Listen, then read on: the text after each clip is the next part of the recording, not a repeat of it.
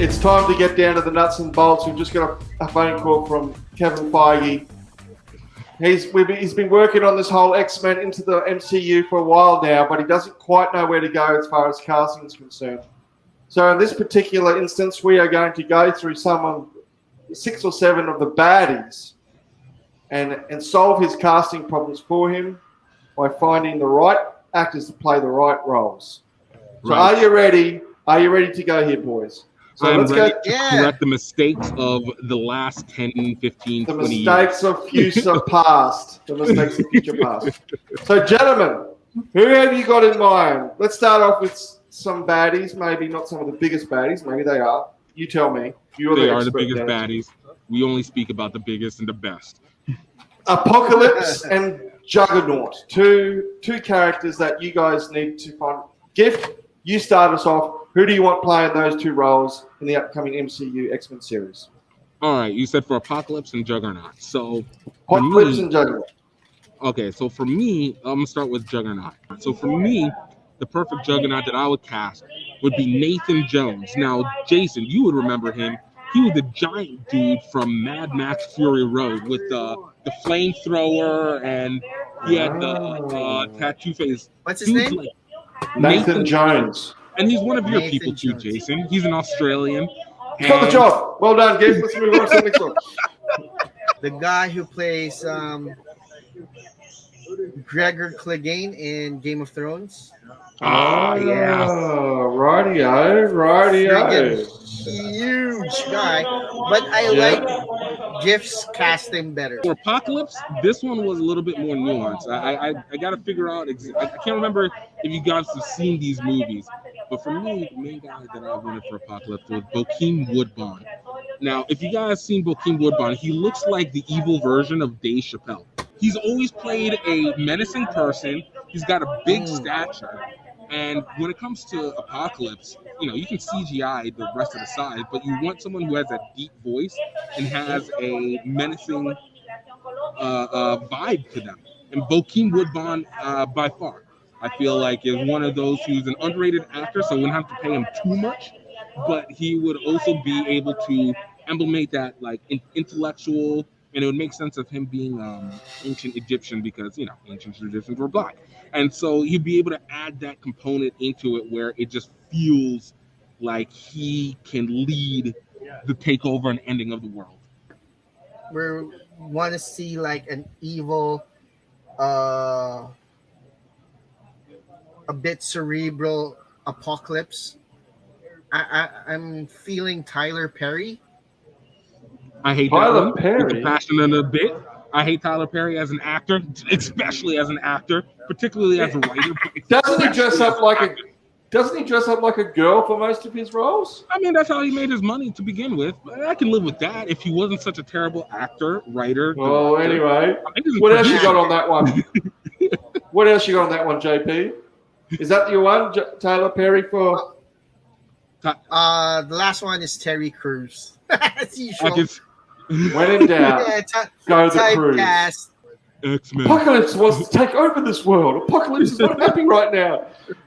Dark Phoenix, I guess, stroke Jean Grey. They're the same kind of character, aren't they? So, right.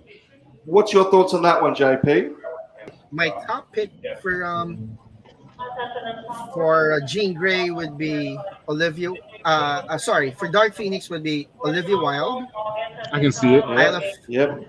Because how like her eyes are like very right. A younger version of her could be Alexander Daddario, but I'm partial her playing Rogue. Again, I see it because of the eyes. Like she just has that. It always catches. For Dark Phoenix, this one's actually kind of a low key sneaker. Do you guys remember the show Gotham? That was about Commissioner Gordon, the TV show that was Commissioner Gordon, and was like So she played who I have is Jessica Lucas, and she actually played the sister of the guy who was Scarecrow in Gotham. And for me, it was trying to find somebody who looked young enough, but wasn't like JP said, like I wanted someone that was under 40, but preferably between 30 and 40 years old, somewhere around there. that looked innocent enough to be a Jean Grey, but was able to be sinister enough to be Dark Phoenix. And if you look at her roles, she's able to be both. How much of the whole Dark Phoenix storyline will the MCU get into? It's been done twice. Both of them didn't quite work. 3 times the charm, or do you just give it away and just... No, they're going to get it right, because the problem that Fox always had every time they did the Phoenix thing is that they always keep trying to overground it in reality, and they keep trying to remove the lore because they don't think the audience can appreciate the lore of the Dark Phoenix. So things like the space aliens from I can't remember what their names are. They're not the fake aliens, the fake mutants that we had, not the Kree, the Shi'ar. Exactly. Like, we already established the Kree, and the Shi'ar are the ones that they never keep bringing in, and that one is huge to the Dark Phoenix storyline because they're chasing the Phoenix around space with that. They take away the impact of the secret society that is, and they tried to do it a little bit with the Fox one, but they didn't really expand on it really well. So there's so many elements that you can still touch into with the Dark Phoenix that they never tried to do on the Fox version, just because they don't trust the audience to buy in. Even though by the time they were too busy with merchandise. They were too busy trying to make. So what you're telling me is you guys think that the Jean Grey Dark Phoenix storyline can be revisited because the MCU has already explored outer space. They've already explored but the I think not and for all that. a long time. Yeah, because we got established Jean Grey first. Yeah. That was the other thing. They never established Jean Grey. By the time they got to the third one for X-Men 3, you had Jean Grey as the love interest initially of Wolverine and Cyclops, and then kind of having a thing. And then the second one was kind of she's there, but she wasn't there. And then by the time you got to the third one, you never had the establishment of why the impact of the Phoenix was so, because it was the sweetness and the absolute confidence people had in confiding in Jean Grey. So to have that, they didn't create the proper Jekyll and Hyde model. They always just were oh, she's there, then she just became evil. And it's wait. Why is Jean Grey so important to us? See, the first time round with the Dark Phoenix storyline with Singer and Brett Ratner and all that stuff, I had the feel I was actually quite engrossed in the Dark Phoenix storyline from starting in X-Men 2 at the lake where she dies, and then another thing that was a terrible thing. They killing her off at the end of that. That was stupid. Well, again, it didn't worry me. I didn't care either way.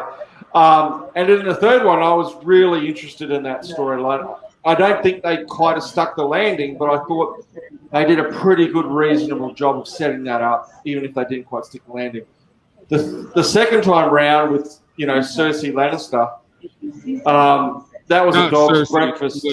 That was with sorry, not Cersei Lannister. I got all the Stark girl. The Stark girl, yeah. Sorry, Cersei. Sorry, Lena. But I just thought that was a dog's breakfast, and I didn't even watch the movie, to be honest. It was so boring. It was so boring. Oh, it was a terrible one. It was okay. It was so boring. Guy. Man, it was depressing. On it 3 times. And I like Christina. She's cool. But that's again, they didn't establish Jean Grey. They just had her. Yeah. I knew nothing. You had no input, no emotional attachment to her. No. That is true. Sabretooth was hard for me. Yeah, that was a hard one. If you want an aged Sabretooth, I'm partial to Dolph Lundgren because he's a huge guy and he's not a bad actor, I think. No. It's got his charm. You don't give him too many lines, but he can run enough to make a movie go.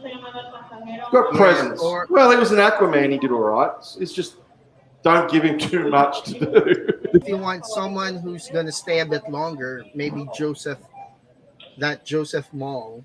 Joseph Maul. Mauler. Yeah. I can see it.